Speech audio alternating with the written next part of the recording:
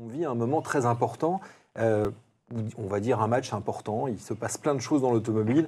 Cette mutation qui est en train d'arriver d'une façon exponentielle et très rapide sur l'écologie, sur un certain nombre de services qui sont en train de se mettre en place, beaucoup d'interrogations qui vous concernent, et notamment tous les services qui vous sont proposés. Alors, est-ce qu'ils sont suffisamment nombreux en ce moment? Est-ce qu'ils sont trop nombreux? Est-ce qu'il en faut davantage? Est-ce qu'il faut s'impliquer? Bref, est-ce qu'il y a de vraies solutions? On va essayer d'en parler ce soir avec nos invités. Donc Jean-Luc Sellotto, que l'on ne présente plus. Bonsoir Jean-Luc. Bonsoir à tout le monde. Responsable de la flotte d'Alkia Groupe EDF.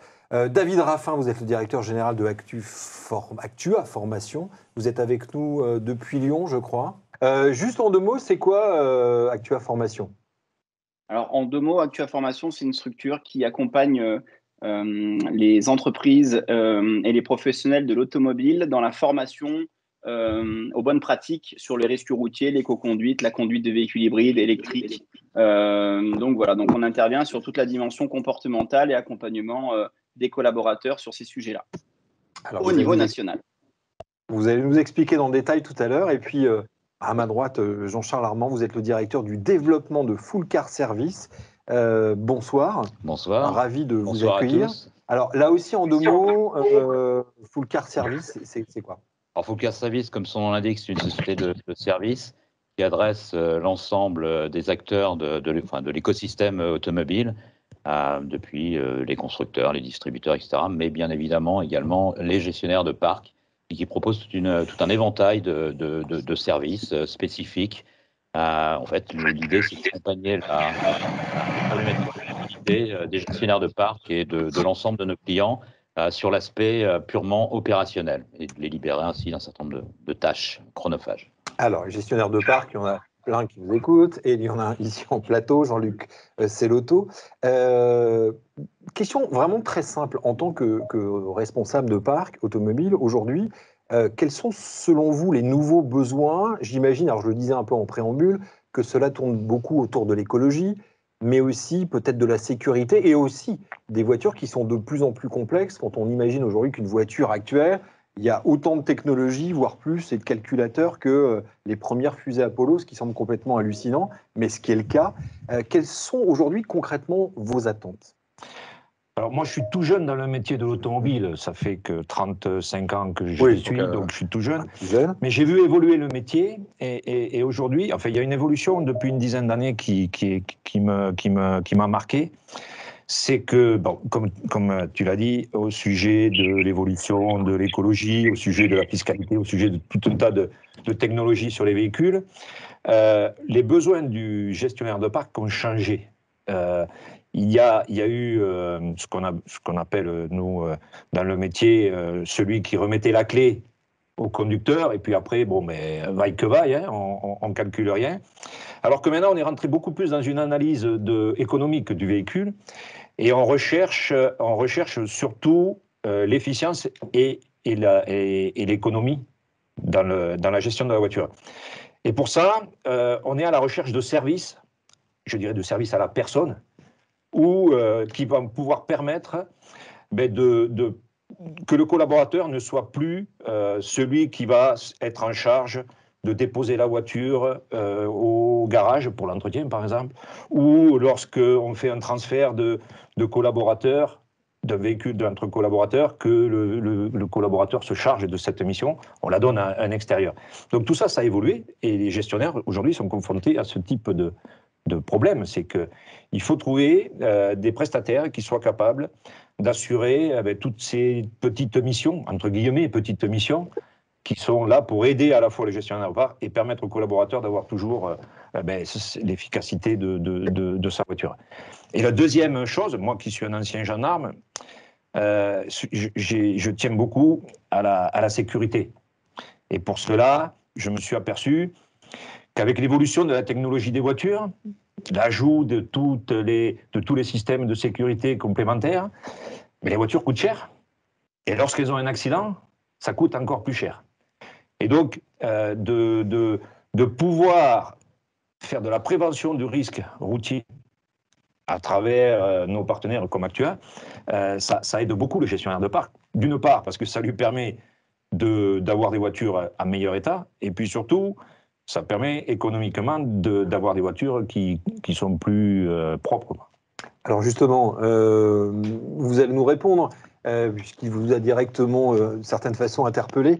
David Raffin, est-ce que les solutions que vous apportez aujourd'hui peuvent répondre aux interrogations de Jean-Luc et de l'ensemble des responsables de parc aujourd'hui? Et en quoi cela peut améliorer la gestion, on va dire, au quotidien?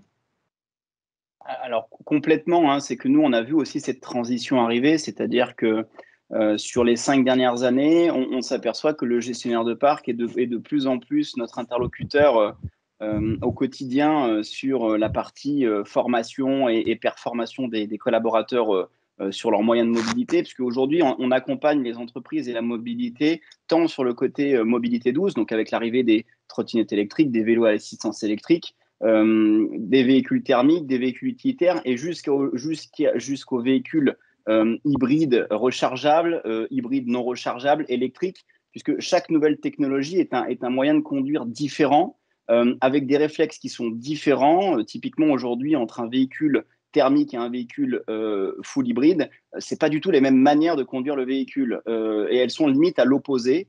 Donc aujourd'hui, on répond en fait aux interrogations des gestionnaires de parc sur ces sujets-là, puisque aujourd'hui, dans l'équation d'un TCO, la dimension comportementale et la dimension qui est liée à l'usage, elle devient de plus en plus importante et c'est la chose qui est de plus en plus hémorragique et complexe à contrôler. Donc à date…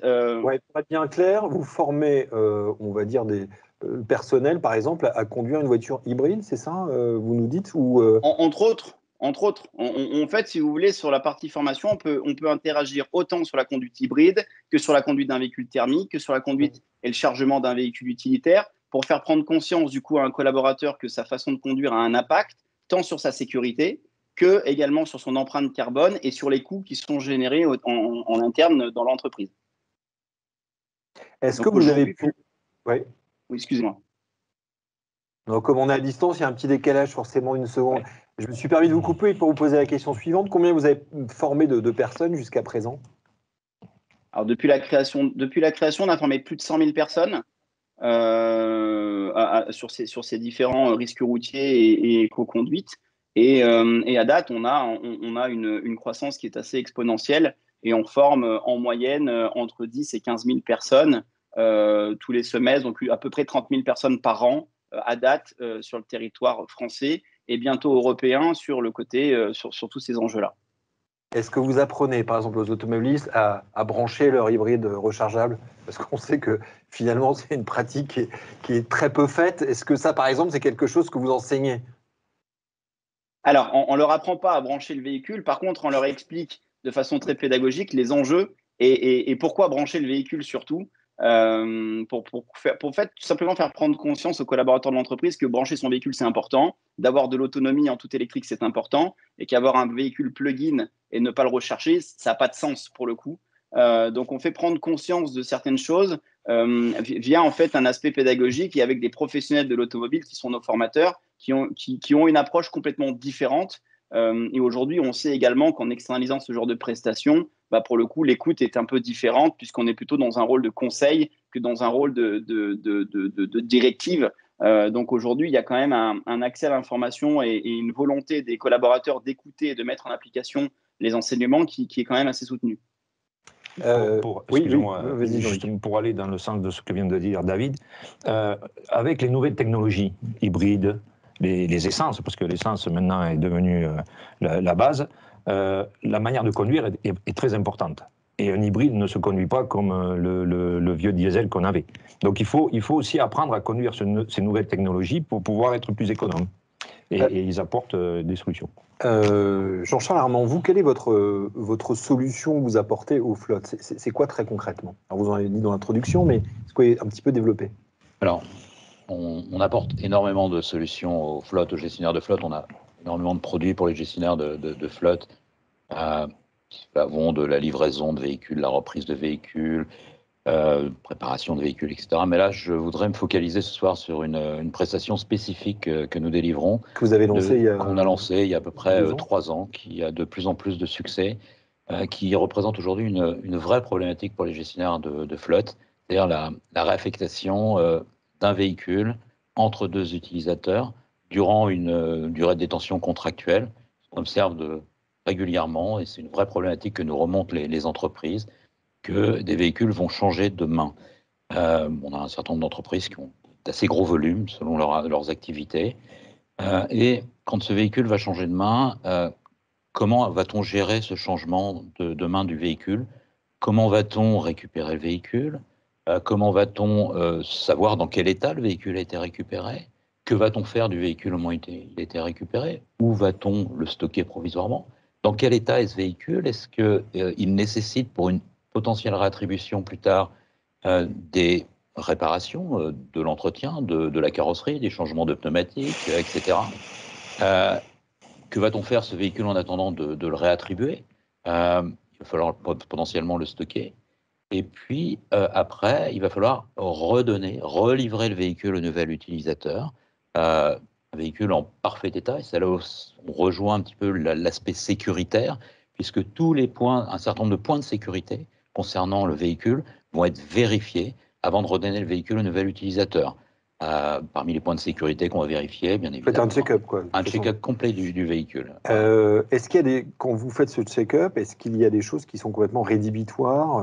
Vous vous dites finalement, il y a besoin de vraiment faire de réparation, ou d'autres sur lesquelles vous fermez entre guillemets les yeux? Vous voyez ce que je veux dire? C'est-à-dire qu'il y a des choses qu'on doit laisser passer, qu'on peut laisser passer, et d'autres qui ne sont pas... Alors, déjà, en ce qui concerne la sécurité, on ferme jamais les yeux sur rien, ça c'est clair.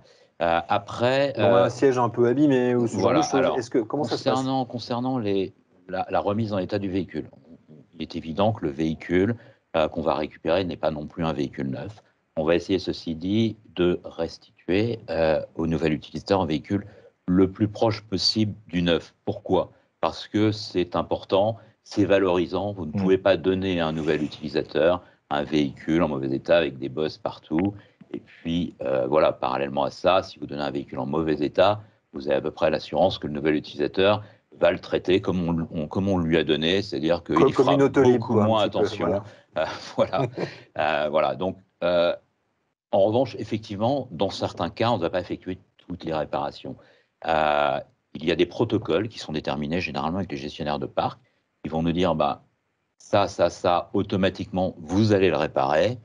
Et voilà, dans certains cas, s'il y a des rayures sur un pare-choc et qu'on sait que le véhicule va être utilisé en milieu urbain, c'est peut-être pas nécessaire de faire les rayures sur le pare-choc, parce que de toute façon... C'est du sur-mesure, en fait, du sur-mesure. Ah oui, c'est complètement du sur-mesure. Ça, c'est important. Alors, oui, c'est tout à fait, parce qu'en fait, on s'aperçoit que si on veut donner un véhicule à un autre collaborateur, il y a toujours le fait que c'est pas un véhicule neuf. Donc, s'il est dans un état très propre, et ça passe beaucoup mieux. Mais j'y vois un autre avantage aussi dans cette formule, on parlait il y a une quinzaine de jours du crédit mobilité. Et donc, dans la problématique de la mise en place de cette nouvelle mobilité, on est confronté à ce type de problème. C'est que le véhicule que l'on va récupérer dans le cadre de l'autopartage, on ne sait pas dans quel état il est.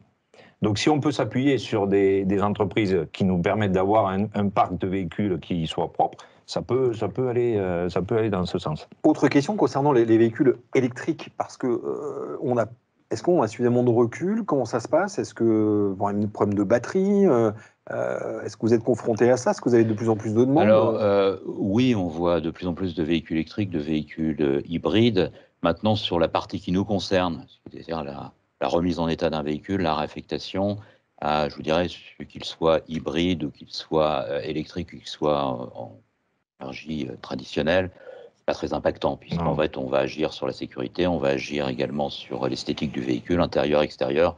Donc voilà, ça n'impacte pas cette prestation. Ça va impacter les prestations que nous délivrons, en revanche, quand nous allons faire de la livraison, de la mise en main de véhicules, de la reprise de véhicules, parce que bien évidemment, on ne transfère pas un véhicule électrique, ne serait-ce déjà que compte tenu de son autonomie, qu'un véhicule essence. Donc ce sont des nouvelles problématiques auxquelles on est confronté, auxquelles on est en train de répondre. On est aussi, je ne vous le cache pas, en perpétuelle réflexion par rapport à ce qu'on peut améliorer, ce qu'on peut faire sur les véhicules électriques, notamment aujourd'hui à cause de ces problématiques d'autonomie, qui fait que si on doit aller livrer à un nouveau collaborateur un véhicule à 500 km, fatalement, on ne va pas s'y prendre de la même manière, il va falloir qu'on l'anticipe, il va falloir qu'on sache où on doit s'arrêter, voilà, que le collaborateur ne tombe pas en panne sur la route. Vous faites du conseil sur les bornes, par exemple, au sein des entreprises pour les installer ou pas, ou ça reste vraiment vous voyez, que sur le véhicule ou maintenant vous commencez à avoir d'autres périmètres? Oui, on fait un petit peu de conseil, mais ça, j'en parlerai peut-être une autre ça, fois. ça sera un prochain scoop. Et puis, sur les bornes, c'est aussi un autre département de notre entreprise, puisqu'on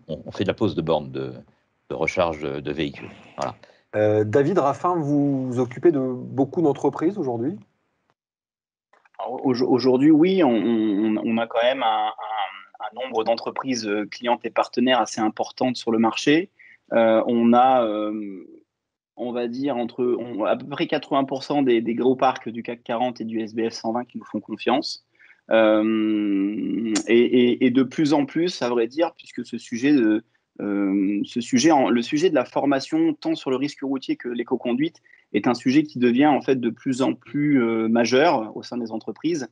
Et notamment aujourd'hui beaucoup via également les partenaires constructeurs et les partenaires loueurs qui s'intéressent à ce sujet, avec qui on travaille du coup en marque blanche sur la formation du collaborateur final. Donc c'est vrai qu'à date, beaucoup de gros parcs français nous font confiance. Et ça nous permet d'avoir également une expertise et un benchmark des bonnes pratiques et de ce qui se passe de façon assez efficiente. Et l'ensemble de nos comptes clients, en fait, en bénéficient. Et ça rend en fait l'impact pédagogique et les bienfaits des formations encore plus optimum. Oui, Jean-Luc. Oui, juste, David, concernant les véhicules utilitaires qui sont chez nous une majorité des flottes, est-ce qu'il y a une formation spécifique pour ce type d'utilisateur? Alors oui, aujourd'hui sur les véhicules utilitaires, on a des programmes spécifiques qui sont dédiés à ces conducteurs. Dans le programme pédagogique, en fait, on intègre tout ce qui est chargement, déchargement du véhicule, parce qu'il y a quand même aujourd'hui deux typologies d'accidents qui se passent. C'est pendant la manutention, donc c'est quelque chose d'important, et également ce qu'on appelle la répartition du poids, où aujourd'hui on met en avant un bon chargement de véhicule dans un véhicule utilitaire, puisque en fonction de la répartition de la masse à l'arrière, qu'elle soit au milieu, à l'arrière ou à l'avant de la partie fourgon du véhicule, eh ben, le comportement de ce même véhicule sera différent d'un jour à l'autre, notamment sur des chaussées glissantes ou dans des virages un petit peu serrés, style rond-point ou virage complexe. Donc, on fait prendre conscience également qu'un véhicule utilitaire bien rangé, de façon réfléchie, ça a un impact sur la sécurité et sur le comportement du véhicule. David Raffin, est-ce qu'une fois que vous avez réalisé ces formations, est-ce qu'ensuite vous suivez ce qui se passe au sein des entreprises? Je ne sais pas, tous les ans, tous les 2 ans, tous les 6 mois, comment ça se passe, le suivi? Et qu'est-ce que vous avez noté pour tous ceux qui passent par votre formation? Est-ce qu'il y a une vraie amélioration à la fois sur l'économie et la sécurité? Alors oui, aujourd'hui, en fait, on se rend compte que l'accompagnement est primordial. C'est-à-dire que le jour J de la formation, on enseigne un certain degré de savoir-faire, parce que le réflexe à date, c'est de partir du postulat que tout le monde sait conduire, et ça, c'est une erreur. 100% des conducteurs ont le permis de conduire, c'est une chose, mais quand on passe le permis de conduire, on n'apprend pas forcément à conduire de façon efficiente et sécuritaire. Donc à date, on amène une formation complémentaire. On apprend à se déplacer, à partager la route. On apprend beaucoup aussi le jour du permis à simuler des gestes pour que la personne à côté de vous puisse vous donner votre permis. Mais en tout état de cause, on n'apprend pas à conduire de façon sécuritaire, à avoir le bon réflexe et à comprendre les dangers de la route. Aujourd'hui, sur une formation typiquement permis moto ou poids lourd, il y a des formations complémentaires. Sur l'automobile, ce n'est pas encore vrai. Donc, on vient sur une formation complémentaire. Et l'accompagnement est primordial. Donc le jour J, on donne le savoir-faire et par la suite, on accompagne l'entreprise via des éléments digitaux pour accompagner le collaborateur et pérenniser les bienfaits de la formation sur du e-learning ou sur des campagnes marketing qu'on fait conjointement avec l'entreprise par rapport à sa communication interne. Et surtout, on organise des comités de pilotage avec l'entreprise partenaire qui bénéficie d'un label qu'on a appelé satisfait ou reformé. Ça fait un peu d'arty, mais ça fonctionne pour le coup parce que c'est marquant. Et aujourd'hui, on veut être au dénouement et on veut être à la fin de la formation. Et ce label-là, en fait, permet à l'entreprise de reformer gratuitement des collaborateurs qui n'auraient pas eu ni de gains en termes de carburant ou qui auraient eu des sinistres encore responsables dans les 6-9 mois qui suivent la formation. Puisqu'on part du principe que c'est nous qui avons échoué dans le message pédagogique le jour de la formation. Et pour vous donner un ordre d'idée, on doit être entre 0,6 et 0,8% des personnes à reformer aujourd'hui. Donc, globalement, on sait que ça fonctionne et on sait que d'être aux côtés de nos partenaires et de nos clients, c'est important et intéressant puisque ça nous permet en fait du coup de constamment s'améliorer, de répondre à leurs besoins et d'être en fait au dénouement de la formation puisque de promettre des choses et puis ensuite de ne pas être là au moment où on doit mettre le doigt dessus, c'est un peu faire des fausses promesses. Donc, on veut être là au quotidien et accompagner l'ensemble de nos comptes dans le quotidien. Juste une question très rapide, une réponse très rapide. Jean-Luc a été ancien gendarme. Est-ce que lorsque vous faites ce genre de formation et que vous suivez les gens après, est-ce qu'il n'y a pas un petit côté un peu intrusif? Vous voyez ce que je veux dire? Est-ce que finalement, comment ça se passe? Où est la limite? Est-ce qu'en fait, on ne pointe pas du doigt finalement un salarié? Comment ça se passe avec les flottes par rapport à ça? Et est-ce que ce qui vous remonte, c'est d'une façon anonyme ou vous avez vraiment le profil type de tous ceux qui conduisent au sein de l'entreprise? Alors, aujourd'hui, il n'y a pas de clivage et le but, ce n'est pas de faire de clivage via la formation, bien au contraire. De façon générale, de former ses collaborateurs au risque routier, c'est une obligation légale de l'entreprise. Ça fait partie du document unique et ça fait partie des obligations légales de l'entreprise que de former à la sécurité routière faisant partie de ces obligations de formation. Donc, à date, déjà, on rentre dans une optique de sécurité vis-à-vis du collaborateur. Ensuite, on forme un collaborateur d'une entreprise à se mettre en sécurité, à dispenser en tant que bon père, bonne mère de famille également, ces mêmes éléments de sécurité dans son quotidien et dans son foyer auprès de ses enfants qui peuvent être en conduite accompagnée ou autre. Et surtout, on répond à des enjeux majeurs également en politique RSE, puisque la formation fait bénéficier également à l'entreprise et aux collaborateurs d'une réduction de l'empreinte carbone, des réductions d'émissions de CO2, d'une réduction de consommation de carburant. Donc, on rentre vraiment dans quelque chose de pédagogique où c'est le collaborateur qui devient l'acteur du quotidien. Donc, ce n'est pas intrusif, bien au contraire, on lui fait juste prendre conscience que c'est lui qui peut, du coup, avoir un vrai impact sur son usage et sur le quotidien de son usage. Jean-Charles Armand, alors on parle de la sécurité, mais on parle aussi dans les services, de tout ce qui est autour et ce qui se développe de plus en plus. On le voit chez les constructeurs, c'est la conciergerie, c'est aider au maximum à enlever tous les petits tracas du quotidien, livrer les voitures, etc. Est-ce que ça, ce sont le genre de services que vous proposez aujourd'hui? Clairement, ça fait partie des prestations que nous délivrons. Nous les livrons directement auprès des entreprises qui souhaitent que nous emmenons leur véhicule en entretien, puisqu'aujourd'hui, un collaborateur qui se déplace pour emmener sa voiture en révision, on sait ce que c'est, c'est 3 heures, 4 heures de perdu. Un collaborateur qui, pendant ce temps-là, n'est pas productif, qui est payé trop cher pour emmener sa voiture en révision, et nous, on va savoir le faire à un coût bien moindre. Donc, ça peut être à la demande d'un gestionnaire de parc, mais aussi aujourd'hui, de plus en plus, on réalise cette prestation pour des constructeurs qui intègrent cette prestation dans la gamme de produits qu'ils proposent à leurs clients.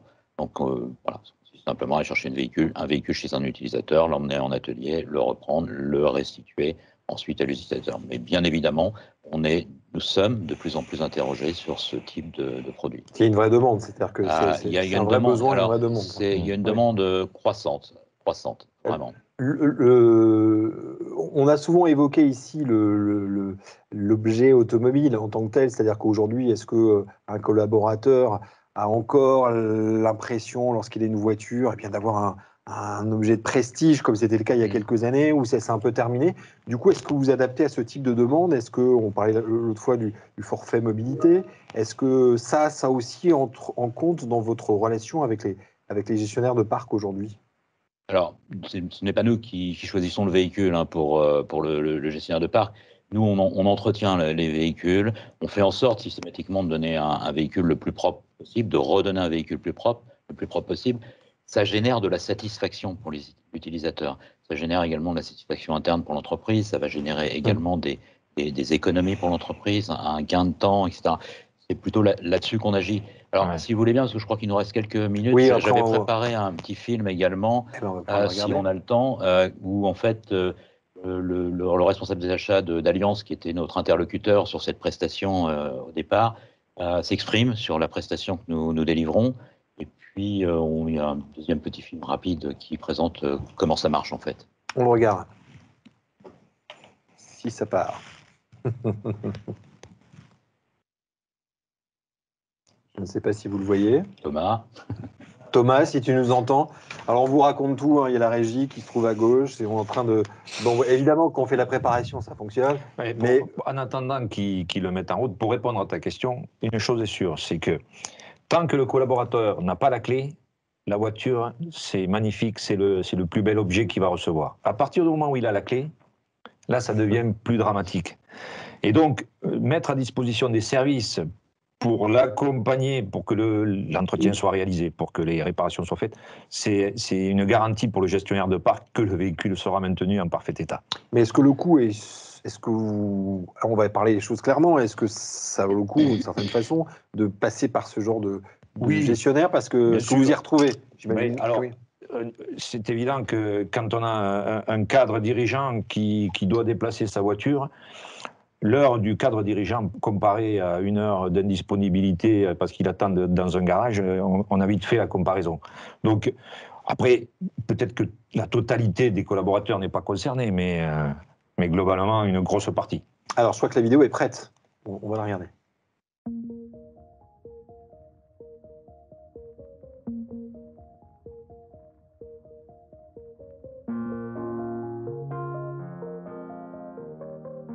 Donc la flotte automobile chez Alliance, c'est 3000 véhicules, principalement pour nos commerciaux qui vendent des produits de placement patrimoniaux et de protection sociale, et dont le véhicule est le principal outil de travail.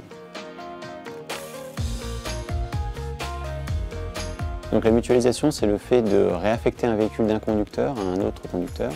Le premier conducteur, arrêtant son activité pour des raisons X ou Y, il peut partir en retraite ou avoir une autre opportunité au sein de la compagnie. Et donc on profite d'un nouvel arrivant pour pouvoir lui redonner ce véhicule et éviter ainsi les frais de restitution anticipée auprès du loueur et également de relouer un nouveau véhicule. Fullcar Fleet Mobility, ça nous a permis de continuer à proposer cette prestation de mutualisation aux conducteurs d'Alliance dans un contexte de multi-loueur, avant d'être dans un contexte mono-loueur. Ça nous a permis de continuer cette prestation, tout en proposant une qualité de service supérieure, puisqu'on allait jusqu'à désormais proposer la livraison du véhicule au domicile ou au bureau du conducteur. Plusieurs choses. La première, c'est d'optimiser le nombre de véhicules qu'il y a dans notre parc. C'est un gain économique pour la société. Également en termes RSE, puisqu'on veille à utiliser principalement l'autotrain pour les grands trajets. C'est le cas pour un conducteur qui va lâcher son véhicule par exemple à Brest et que nous devons réallouer à un conducteur qui se trouve à Nice. On va faire le trajet Paris-Marseille par exemple en autotrain, ce qui va permettre de diminuer considérablement nos émissions de CO2 pour faire ce transfert. Nos conducteurs sont satisfaits, ils apprécient la livraison à leur domicile ou à leur bureau du véhicule et la remise en état quasi à neuf des véhicules lorsqu'ils le récupèrent. Et d'un point de vue société, cette fois-ci, nous sommes satisfaits des délais assez courts dans lesquels nous pouvons réallouer ces véhicules. Alors, la mutualisation sans aucun doute, puisqu'il s'agit d'un vrai gain pour tout gestionnaire de parc auto. Et les services de Fullcar Services également, puisque nos conducteurs ont l'air très satisfaits et recommandent d'ailleurs cette prestation, d'après les enquêtes de satisfaction qui nous sont remontées.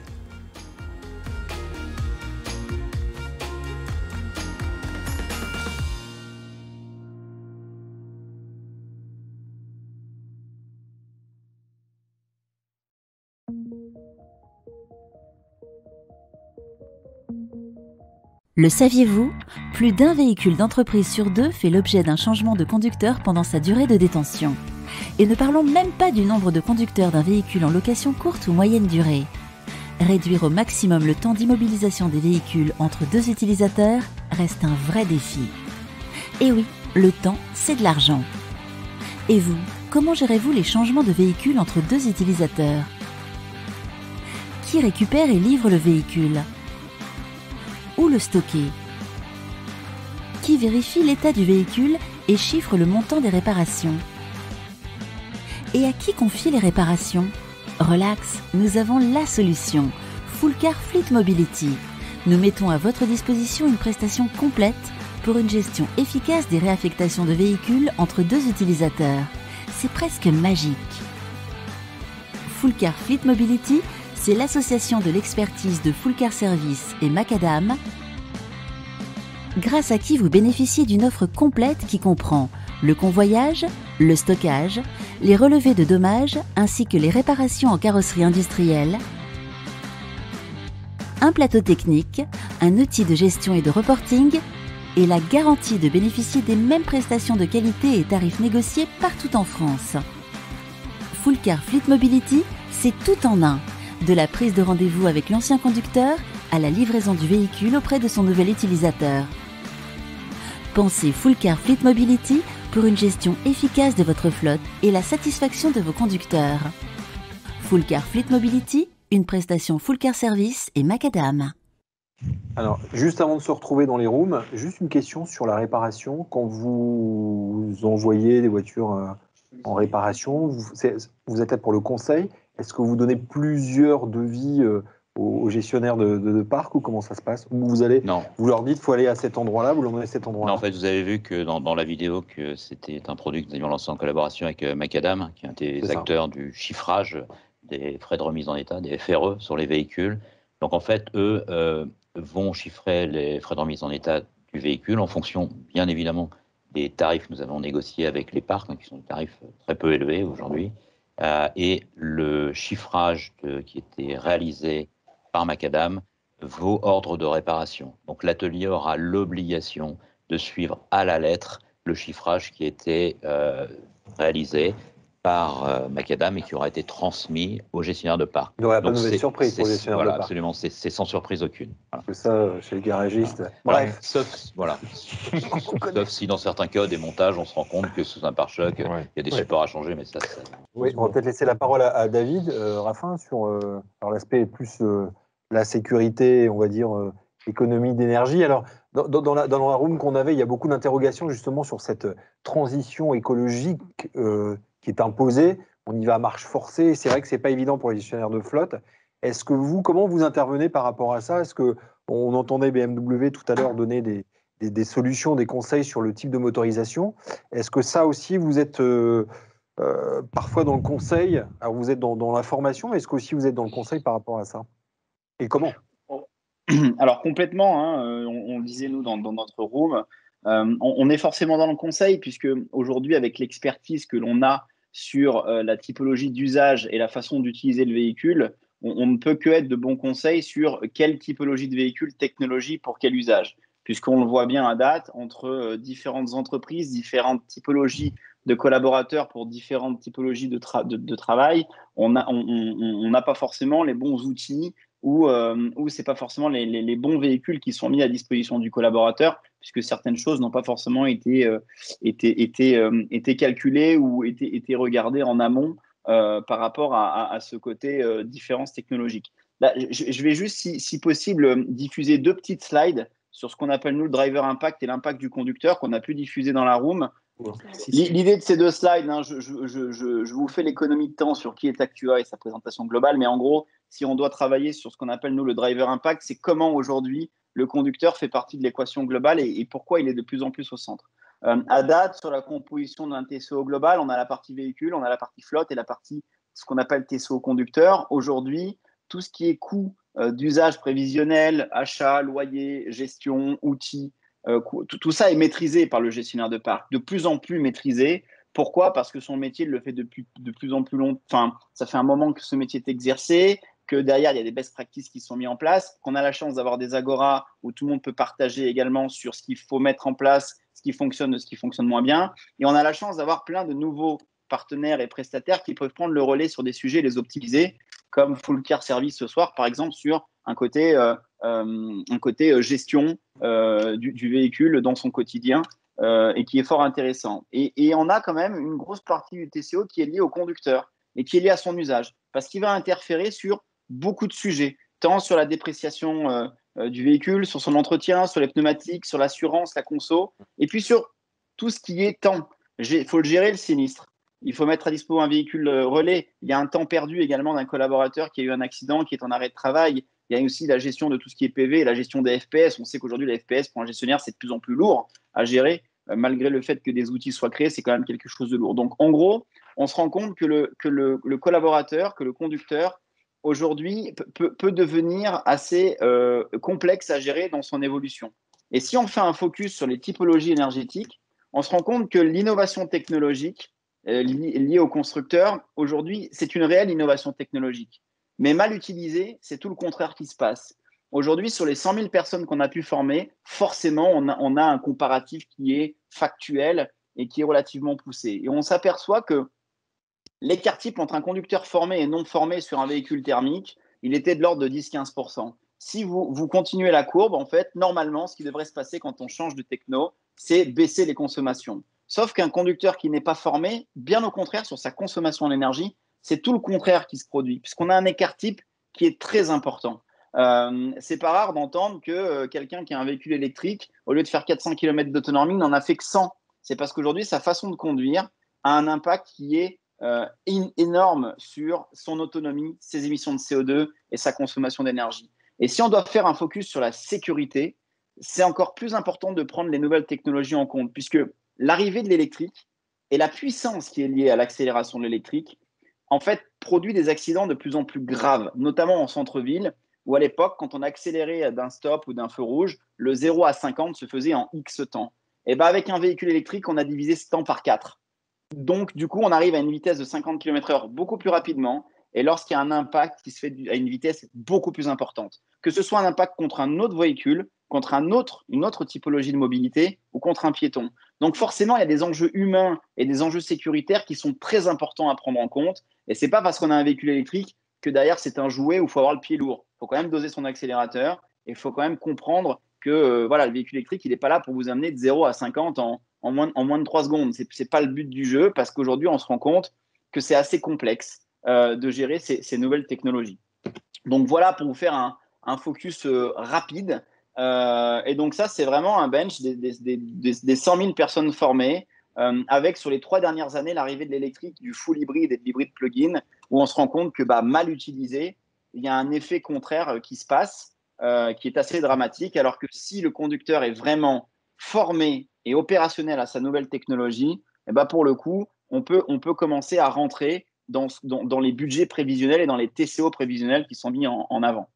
Par exemple, quand vous prenez votre TCO et qu'aujourd'hui un véhicule plug-in, on l'annonce à 1,4 litre, en fait, vous verrez qu'au réel, vous n'êtes pas à 1,4 litre, mais vous êtes plutôt à 7 litres sur une typologie de SUV. Voilà. Mais formé, branché, formé, le 1,4 litre est faisable et largement faisable. Si je peux me permettre, en tant que constructeur, sur ce que dit David, c'est particulièrement intéressant. Et c'est vrai que cette partie coaching, cette partie conseil, elle est omniprésente dans notre quotidien. On sait que l'électrique, toutes les technologies liées à l'électrique sont arrivées tellement vite. Elles ont été accompagnées d'une fiscalité aussi très avantageuse très rapidement. Et finalement, certains chefs de parc, certains utilisateurs se sont laissés séduire par cette nouvelle technologie, sans pour autant prendre le temps de vérifier qu'elle était bien compatible avec leur utilisation. Et on a eu aussi des effets déceptifs de personnes qui s'attendaient à avoir des TCO particulièrement compétitifs, alors qu'au final, en ne prenant qu'une partie des variables, l'effet était vraiment inverse. Surtout avec BMW Mini, aujourd'hui, on peut en parler puisqu'on accompagne 2 grands comptes ensemble, que ce soit L'Oréal ou Honnête, sur la partie formation de leurs véhicules plug-in hybrides et électriques. Et aujourd'hui, on voit que c'est très pertinent. Et BMW Mini, en tant que constructeur, a pris le sujet en fait de son côté et accompagne aussi le gestionnaire et ses collaborateurs dans ce côté formation. Donc c'est quelque chose qui est assez neuf, mais aujourd'hui, on voit que ça fonctionne vraiment très bien et qu'au niveau du gestionnaire et de son collaborateur, il y a un vrai impact humain, mine de rien. Tout à fait. Et puis, il y a aussi un rôle peut-être de rendre ça un peu plus ludique. En tout cas, c'est une de nos philosophies aussi. On travaille sur des applications. Aujourd'hui, une application BMW App ou BMW Points permet aux utilisateurs de véhicules électriques ou hybrides rechargeables, en fonction de leur performance, du nombre de kilomètres réalisés en 100% électrique, de récupérer des points qui peuvent ensuite transformer en crédit de recharge. Ce qui est une façon aussi d'amener cette partie de façon ludique, cette partie conseil, et de challenger aussi d'une façon ou d'une autre les utilisateurs finaux dans cette éco-conduite. Alors, on va laisser le mot de la fin de nos invités. Si on devait conclure, alors Jean-Luc, on a vraiment l'impression, je l'ai dit tout à l'heure, mais que vous avez un rôle de plus en plus sociétal, c'est-à-dire que on a ni le gouvernement ni la société n'a une solution, mais vous, on vous demande aujourd'hui une solution qu'on a présentée ce soir. Ça, c'est le genre de solutions qui vous intéressent aujourd'hui et qui peuvent vraiment vous aider? Complètement. C'est des solutions qui permettent d'accompagner le gestionnaire de flotte justement dans cette transition vers une société, je dirais, un petit peu plus propre, puisque c'est ce qui est demandé aujourd'hui, mais aussi qui permet de lui simplifier la vie au quotidien, parce que très peu me contrediront, mais un gestionnaire de parc passe un temps infini au téléphone pour résoudre des problèmes mineurs qui pourraient être gérés par des services associés, quoi. Donc il faut aussi se mettre à la place du gestionnaire de parc, quoi. Jean-Charles, pour terminer, c'est quoi votre prochaine orientation? Vous orientez vers quoi? C'est un scoop ou c'est secret? Non, ou mais vous allez en vers fait, quoi? on voit, c'est pour ça que je posais tes questions tout à l'heure Oui, dans la pour ça que je table pose la fermée. question. On voit beaucoup d'interrogations des gestionnaires de parcs aujourd'hui par rapport à cette transition énergétique. On observe ça de très près. On a beaucoup de choses qui nous remontent de nos commerciaux quand ils vont visiter les gestionnaires de flotte. Et voilà, on a enregistré, nous, on a pas mal d'informations puisqu'on intervient sur leur parc. Et voilà, on est en train de réfléchir, peut-être un jour à venir vous voir et en parler. et aller un petit peu plus loin. Ceux qui sont intéressés, alors on ne sait pas que pour les grosses sociétés vous intéressez, on peut se faire aussi du sur-mesure pour des flottes. Ah oui, non, il y a vous aucun adaptez problème. Et moins importantes. comme je le dis souvent, là tout à l'heure, je vous ai présenté Alliance, mais on a des parcs beaucoup plus petits que ça, hein. On a des parcs qui commencent à 100, 200 voitures. Et moi, je suis ravi de les avoir parce qu'ils ont les mêmes problématiques et parfois des problématiques plus complexes, plus compliquées, qui sont beaucoup moins armés que vous. Voilà, c'est intéressant. En fait, voilà, clairement, je ne souhaite pas qu'on soit là uniquement pour vendre une prestation. Mais ce qui est intéressant pour nous, c'est vraiment d'être dans une démarche d'accompagnement et de comprendre vos problématiques. C'est ça qui nous intéresse, c'est ça qui est motivant dans le métier. Réparer des voitures en soi, c'est pas très passionnant. Mais répondre à un besoin que vous avez, réussir à vous accompagner, ça, c'est réellement ce qu'on aime faire. J'imagine que pour David, c'est exactement la même chose. J'ai quand même appris qu'il y avait plus d'accidents avec les véhicules électriques en centre-ville. Et c'est vrai, moi, le premier, que j'ai tendance un peu à appuyer sur le champignon, parce qu'on a une accélération qui est quand même assez phénoménale. Et c'est vrai que c'est marrant. Oui. C'est un jouet. C'est un jouet. Je sais que justement, les gens se mettent aux barrières d'autoroute pour ceux qui accélèrent. Ça devient un jouet, ouais. Ça devient un jouet, mais du coup, nos trois axes, on va dire, c'est le déploiement européen, puisqu'aujourd'hui, on a la chance d'accompagner certains constructeurs automobiles sur maintenant la dimension européenne, donc sur 6 gros pays européens et l'accompagnement des sociétés sur ces pays-là. Et on a également en projet la fusion de 2 structures que j'ai la chance de diriger.